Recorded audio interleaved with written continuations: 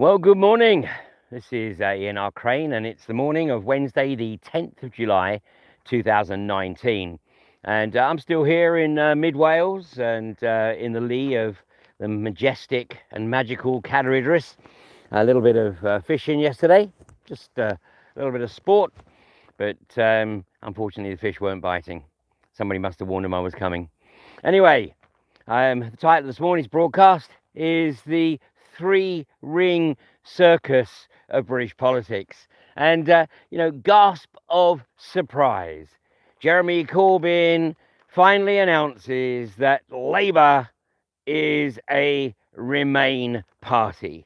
So any pretense that Labour is going to respect the referendum, or better still, respect the will of the membership, the vast majority of whom voted to leave in the referendum, and yet the metros who control the Labour Party have determined that Labour is a Remain party and will campaign for a second referendum. So the bottom line, of course, is that the Labour Party is now history.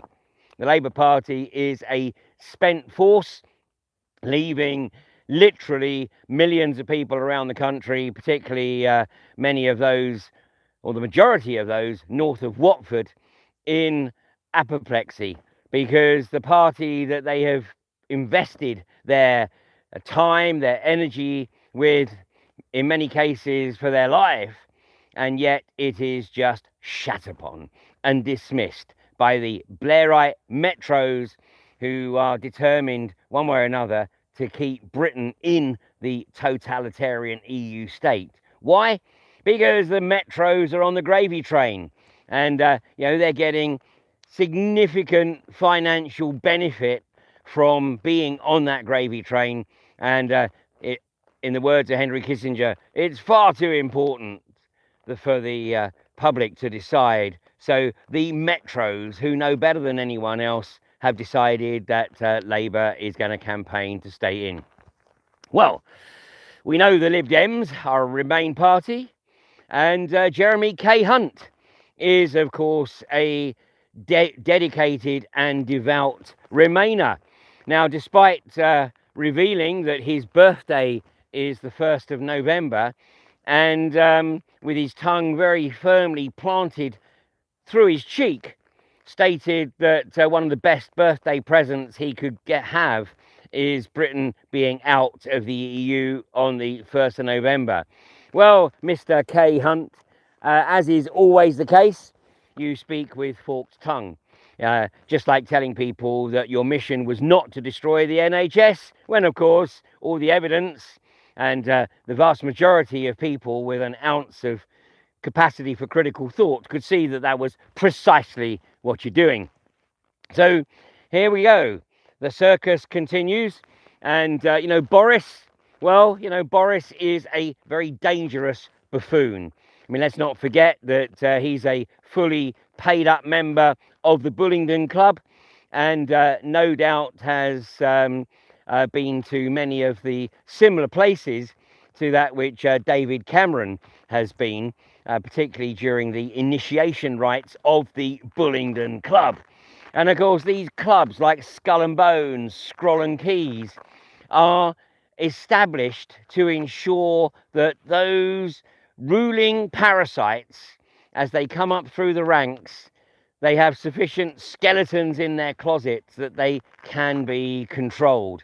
And it looks like Boris might get away with the moniker situation, but the bottom line is he's damaged. He's damaged goods, and certainly there's a Middle Eastern nation that won't hesitate to use whatever dirt that it has on politicians to ensure that they do their bidding.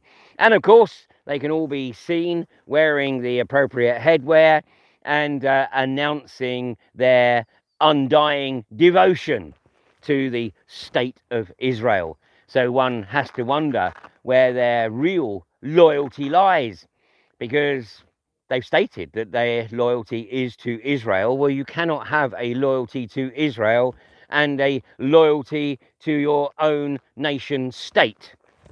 So this circus is going to continue to unfold over the coming months. But you know what?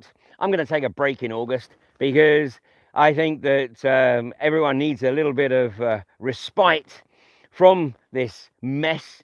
So, you know, go away on your vacation. There's not much that's going to happen through August. And then come September, you know, that's when things are really going to start to heat up again. But anyway, so through July, we'll keep the morning broadcasts going. And, you know, what can we do here? Well, if you're a member of the Labour Party, then, of course, I think the first thing that you need to do is to cancel your membership and make it abundantly clear why it is that you are cancelling your membership, because, you know, you signed up to support a guy who had stated categorically that the referendum result should be respected, and that basically the Labour Party would respect that result. Well, of course, the Labour Party have shown that, just like any other political group, they are more than capable of changing their minds, just depending on how much of this is thrown in their direction. So, and of course, all the members of the Tory party, well, Hobson's choice. Do you vote for Jeremy K. Hunt so that he can, from the leadership role, finally fulfil his mission of total destruction of the NHS, and of course lie, deceive and obfuscate to achieve his true desire, which is to keep Britain in the EU? Or do you vote for a dangerous buffoon who doesn't really know where he's heading because he hasn't been told yet? And you know, Boris would appear to have the attention span of a dementia gnat. So consequently, you know, he can only be told what the policy is 5 minutes before he's expected to get on platform and announce it. A bit like Tony Blair, but for very different reasons there. So let's see how it unfolds. Meanwhile, an interesting revelation from the Sussex Police. One of their senior officers, speaking at a conference in Singapore, stated that the drone debacle, which shut down Gatwick Airport over Christmas, which I called out right as a fraud right from the get-go, and of course no drone was ever discovered. And the Sussex Police have now said, well, the reason it was a debacle was because more than one drone was in use, and they didn't have a strategy for dealing with multiple drones, and not even two. So that's their excuse. Of course, the reality is that something occurred at Gatwick Airport, which would have meant that Gatwick Airport was liable potentially for costs due to their delays. So what do? They concoct the drone story so that it would appear that the delays are outside of their control. The reality is, of course, that to this day, no evidence of a drone has been presented. Well, of course, the British establishment are concerned that an increasing number of people have access to drones, and that an increasing number of people have access to drones that you know, have a good photographic and video capability. And the last thing that the British establishment wants is anyone with the potential to actually see over hedges, or you know, maybe even over the horizon, and see what they're doing. So they need to get the drones banned. So what's the best way to get drones banned? Well, you know, you can keep coming up with fake stories about drones around airports, or you can call your controlled opposition, and that's precisely, of course, what happened here. So the establishment calls its controlled opposition of Roger Hallam, Gail Bradbrook and George Barder, otherwise known as the leadership of Extinction Rebellion. And having created the situation to encourage local authorities to declare climate emergencies with their controlled opposition shutdown of London in April, they subsequently announced that they were going to shut down Heathrow with drones. Well, having got a bit of a backlash and decided that that probably wasn't the smartest thing to do, to announce that they were going to disrupt the holidays of people who have worked through the year to save up for those holidays. So they decided that they would postpone it to the autumn and give 2 months notice. And they've also said that they will only be flying drones no higher than 6 feet off the ground. So how is that a disruption? It's not. It is simply a ploy to give the media all the column inches it needs to mount the campaign to get drones banned. So seriously, people, take a look. Wherever it is that Extinction Rebellion are being called upon to help create a situation to bring about legislation to prevent something happening, whether that's protest, which is what they were trying to do in April, or now drones. But, you know, Roger Julian Hallam is going to get another PhD out of this. And of course, that's a PhD in social manipulation. Gail Bradbrook is unashamedly pro 5G and the Internet of Things. And George Barder, well, he attempted to infiltrate the anti-fracking movement back in 2013 after coming out of Occupy. But fortunately, the anti-fracking campaign was already being developed on the basis of community activism.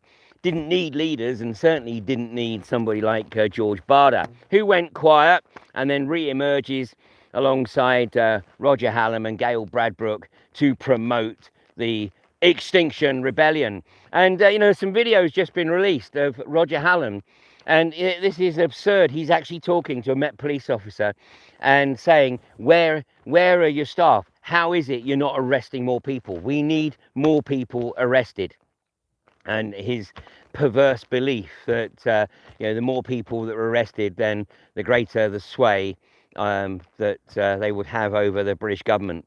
Well, you know, this is the kind of absurd eco-fascism that we're having to deal with, you know, now. But fortunately, an increasing number of people, Middle England, are seeing what's occurring, and they're just going, you know what, just carry on doing whatever you're doing, because in the scheme of things, you're an irrelevance.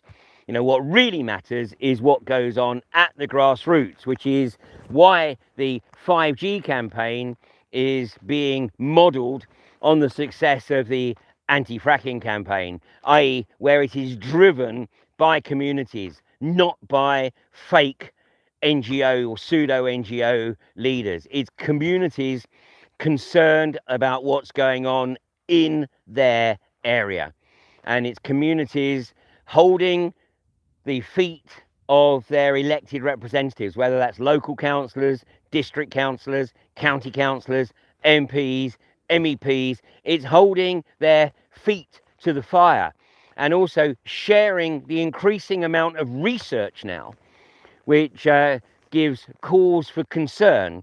And of course, the classic is that there is not a single independent study which proves that 5G frequencies are safe.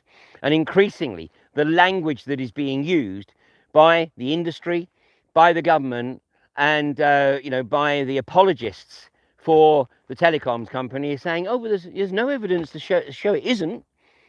Well, actually there is. There's a hell of a lot of evidence to show that it isn't safe, but there's no evidence to prove that it is. And, you know, as more and more people do the research, as more and more people use the evidence that the academics and the technical researchers are putting out there, then it becomes increasingly apparent that local representatives are remiss in not taking a look at this, and their acquiescence means that they are effectively participating in the rollout of a technology that is proven to be carcinogenic. Ultimately, it's up to each and every one of us. You know, anyone that's still waiting for someone to come along with a big S on their chest, a blue cape over their shoulder, or riding on that white charger is going to be waiting a very, very long time. So you know, over the next few months, yeah, it's the summer, and yes, it's really important that people, you know, take a break and recharge their batteries. But, you know, we literally have a few months to ram home the message to the elected representatives that, you know, if October 31st, if Halloween comes and goes and we are still not out of the EU, then the whole dynamic needs to change. How that will change remains to be seen. But the onus is on those politicians who were given a mandate, and that was to get Britain out of the EU. Now, obviously, it's frying pan to fire, because as soon as we are out of the EU, then all of the corporate lobbyists are going to be descending upon the UK to reduce their standards in particular to allow the American corporations to get a foothold in the UK. So it's not over by a long stretch. And in fact, if Britain is going to once again return to a nation where the people are renowned for their compassion, if ever was the case, but that's what needs to be the case, that the UK becomes the benchmark for establishing policies and practices that have the best interests of humanity at heart, and not those of the rampant global corporatists who are driven by sheer greed and power. Down to each and every one of us. So meanwhile, of course, the 5G awareness campaign continues apace. And just a reminder that I should be at the Conway Hall in London at Red Lion Square this coming Saturday. Doors open at 7:30. Event kicks off at 8 o'clock. And then the Phoenix Centre in Exeter on Monday. And then on to Totnes and Torquay later in the week. Before going to Swansea for Thursday 25th. These are precursor events to the full 5G awareness tour, which will kick off in September. So if any help you can give in spreading the word, let me know, and we'll get some flyers to you, but that'll be later on this month because they won't be ready for a couple of weeks or so. Meanwhile, you have a great day, and I will be back with you, all things being equal, on Friday morning at 8:30. You take care now.